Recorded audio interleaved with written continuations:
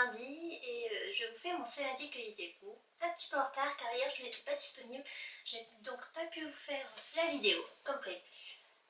Donc je vais pas m'attarder, on va commencer tout de suite. Donc la dernière fois que je vous ai laissé, j'étais en pleine lecture de Fort de Véronique Ross. Donc c'est un spin-off de Divergente sur le personnage, comme vous vous doutez, de Fort. Donc j'ai vraiment adoré cette lecture parce que on redécouvre le personnage de Fort différemment. On le découvre quelques temps avant qu'il fasse son choix de partir chez les Audacieux. On le découvre chez les Audacieux pendant son initiation, on le découvre un petit peu après et on le découvre aussi quand il rencontre Triss. Donc on voit vraiment certaines scènes de son œil à lui, certaines scènes du premier tome dans son œil à lui, de son état d'esprit et j'ai adoré. Ce que j'ai adoré aussi, c'est le fait qu'on retrouve certains personnages du 3. Et franchement, le troisième tome, on avait découvert des personnages, peut-être que c'était un petit peu trop court parce qu'il y en a qu'on avait apprécié. Et on les redécouvre ici, en fait, on fait leur connaissance. Et j'ai beaucoup apprécié. Donc voilà, si vous avez aimé la saga Divergente, si vous aimez le personnage de Fort, surtout n'hésitez pas, lisez-le. Parce que franchement, il mérite d'être lu. C'est ma première lecture en VO, j'ai réussi à le lire jusqu'au bout, j'ai pas eu énormément de difficultés. Donc même si vous êtes réfractaire un petit peu à la VO, si vous avez peur de vous lancer, moi aussi j'avais peur, j'ai commencé par celui-là et je regrette pas parce que j'ai très bien compris, j'ai très bien compris, j'ai pas eu trop de mal, j'avais quand même un traducteur à côté de moi au cas où. Et voilà, malgré tout je demande quand même, j'espère quand même qu'il va sortir en français parce que j'aimerais bien savoir si j'ai vraiment bien tout compris. Voilà. Donc à lire, si vous avez aimé Divergente, à lire. Celui que j'ai lu par la suite, je ne l'ai plus avec moi, c'était un emprunt à bibliothèque.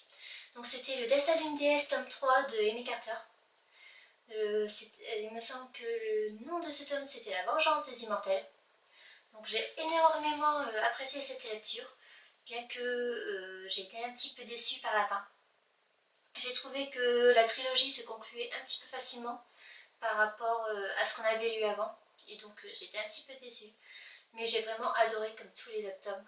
Et en refermant justement le dernier tome, j'ai eu un petit pincement au cœur en me disant ben voilà, c'était la dernière fois que je suivais ces personnages, que j'évoluais avec eux dans leur univers. Et j'ai trouvé, voilà, c'est comme toute fin de saga, on a justement ce petit pincement au cœur en se disant, ben voilà, c'est fini.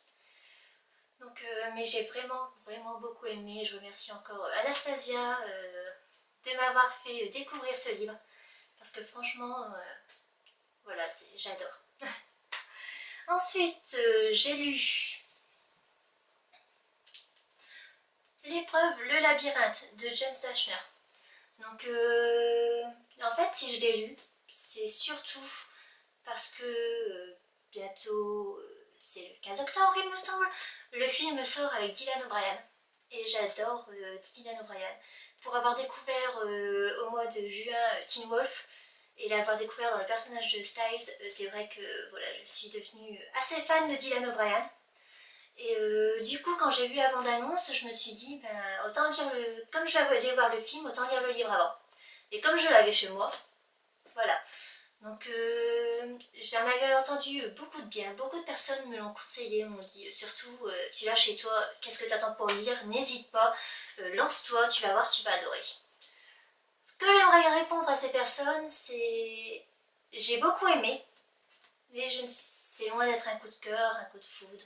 J'ai beaucoup aimé, j'ai adoré l'histoire, j'ai vraiment intégré l'univers, même si j'ai eu beaucoup de mal au début.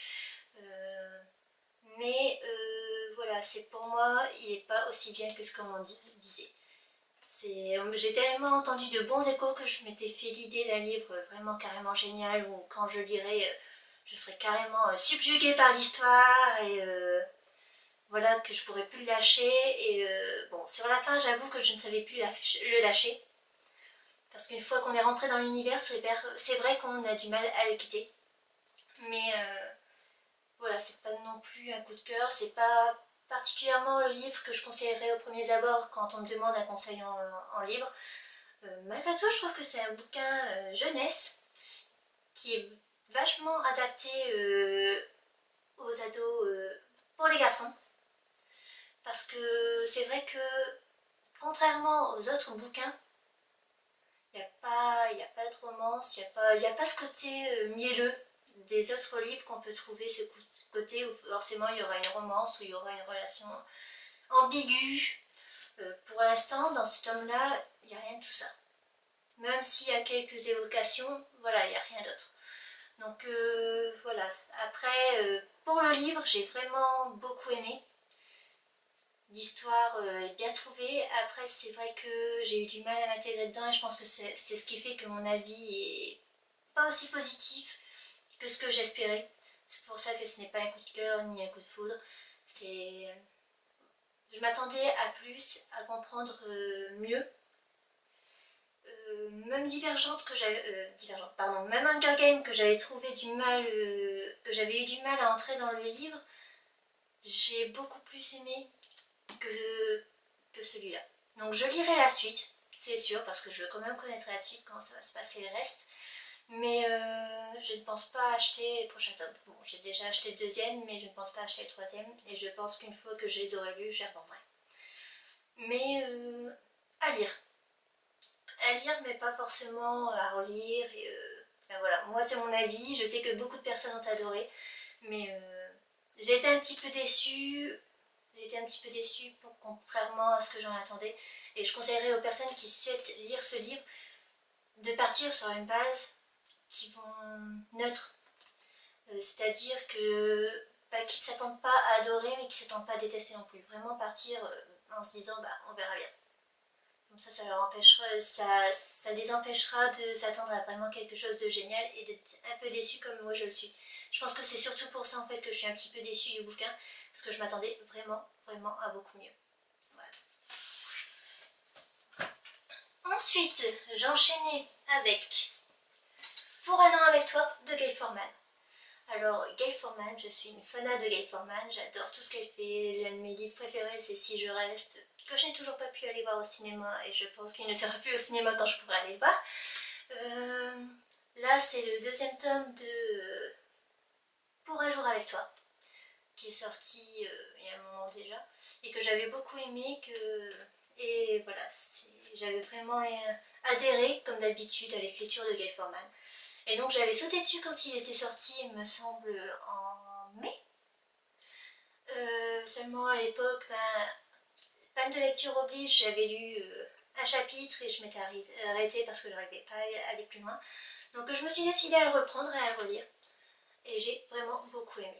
Maintenant, comme la plupart des seconds tomes chez Gail Forman, j'aime bien, mais c'est sans plus. À chaque fois je suis tellement fan du premier tome que je trouve le deuxième tome un peu en dessous. Après, c'est vrai que suivre Willem un peu partout, c'était génial. J'ai voyagé avec lui, on a été un petit peu partout, au Mexique, en Inde. D'ailleurs, en Inde, j'ai beaucoup ri de moi-même parce que on rencontre un Indien.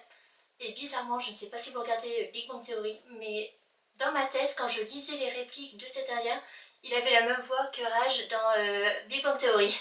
Donc voilà, donc ça donnait un trait d'humour à l'histoire.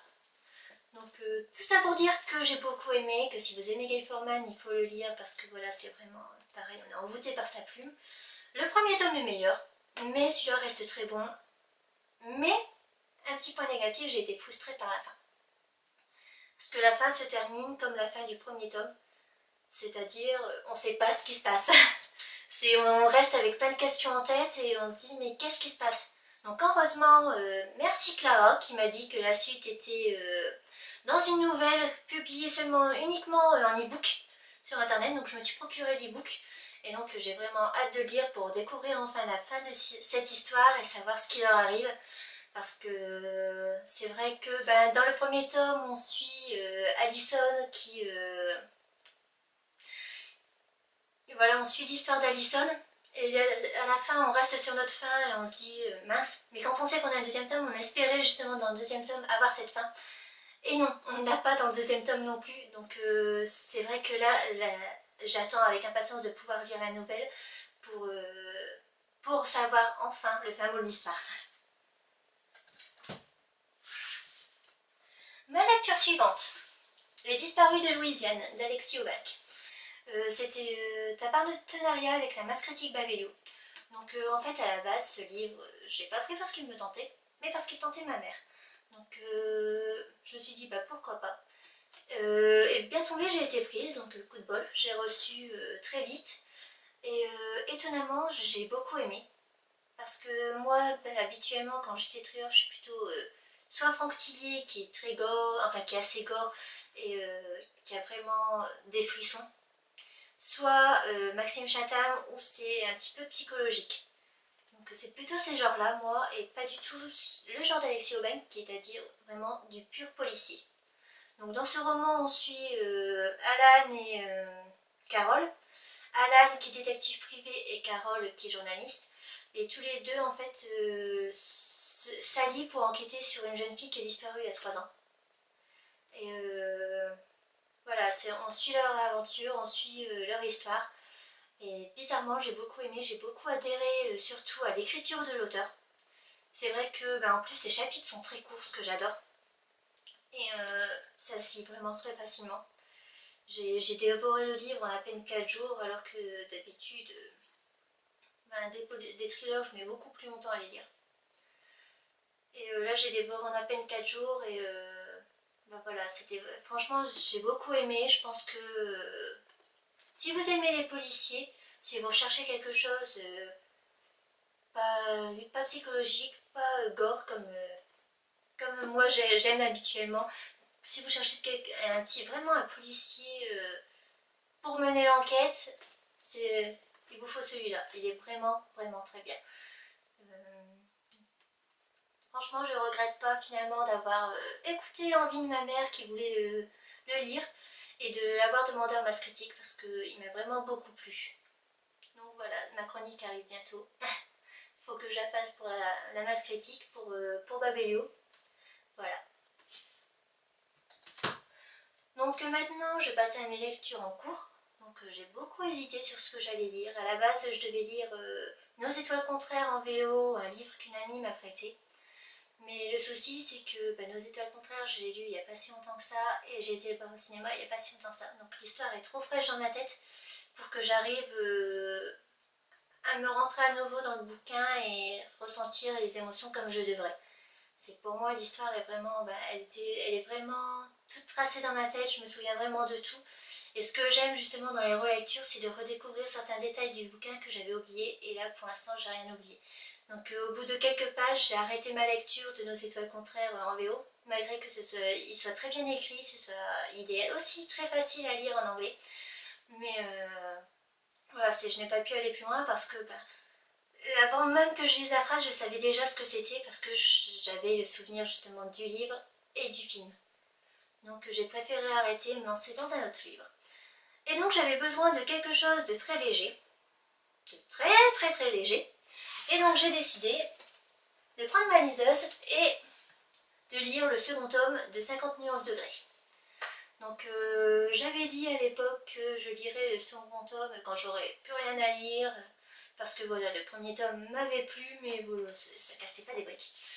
Mais comme j'ai dit, j'avais besoin de quelque chose de très léger, et je me suis dit, pourquoi pas lire la suite pour connaître la suite quand même. Vu qu'en plus le film sort bientôt, je suppose qu'il y aura les 3 films. 3 films que je vais forcément regarder, peut-être pas aller voir au cinéma, mais les regarder par curiosité pour voir l'adaptation.